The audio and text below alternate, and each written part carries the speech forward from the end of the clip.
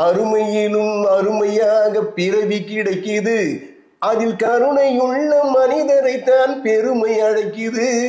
ஒன்று உருப்படியாய் செய்து வைத்தால் சரித்திரம் பிறக்கும். நமது சரித்திர நாயகன் பொன்மனச் செம்மல் புரட்சித் தலைவர் எம்ஜிஆர் அவர்கள் சபாஷ் மாப்பிள்ளை திரைப்படத்தில் நடிச்சுக்கிட்டு இருக்கும்போது அவருடைய மாட்டுக்கார வேலன், அன்னமிட்ட கை போன்ற திரைப்படங்களுக்கு உரையாடல் எழுதிய அண்ணன் ஏ.எல். நாராயணன் அவர்கள் அவரது அருகிலே இருக்கிறார்.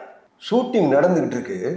ஒரு கால் ஊனமுற்றவர் ரொம்ப சுறுசுறுப்பா இங்கேயும் அங்கேயும் ஓடி ஓடி ஓடி வேலை செஞ்சுக்கிட்டு இருந்தாராம்.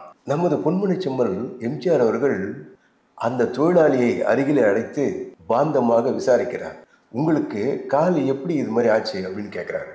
அவரும் ஒரு விபத்துல இந்த மாதிரி ஆயிடுச்சுங்கண்ணா எனக்கு காலு அப்படின்னு சொல்றாரு. சொன்ன உடனே சரி, உங்களுக்கு என்ன குடும்பம், என்ன விஷயம்னு என்ன அக்கறையா விசாரிச்சுட்டு, என்னுடைய டாக்டர் எலும்பு வைத்திய நிபுணர் நடராஜனை போய் நீங்க பாருங்க அப்படின்னு சொல்லி அவர் அனுப்பி விடுறார். இதை பார்த்து கொண்டிருந்த அண்ணன் ஏ.எல். நாராயணனிடம் நமது பொன்மனச் செம்மல் எம்ஜிஆர் அவர்கள் சொல்றாரா, அண்ணே எனக்கு கால் உடைஞ்சி இப்பதான் சரியாகி இப்ப ஷூட்டிங்க்கு நான் வந்துகிட்டு இருக்கேன்.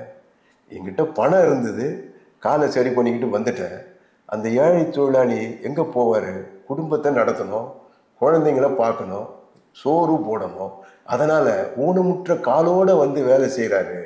அதனால தான் நான் டாக்டர்கிட்ட அனுப்பி வச்சேன். அந்த தொழிலாளிக்கு வைத்திய செலவையும் அந்த குடும்பத்தை காப்பாற்றுவதற்காக மாதம் 500 ரூபாயையும் அளித்து உதவியவர் தான் நமது பொன்மனச் செம்மல் புரட்சி தலைவர் என்பதை நான் உங்களோடு பகிர்ந்து கொள்வதில் மற்றற்ற மகிழ்ச்சி அடைகின்றேன். அடுத்த பதிவில் சந்திக்கலாம். நன்றி, வணக்கம்.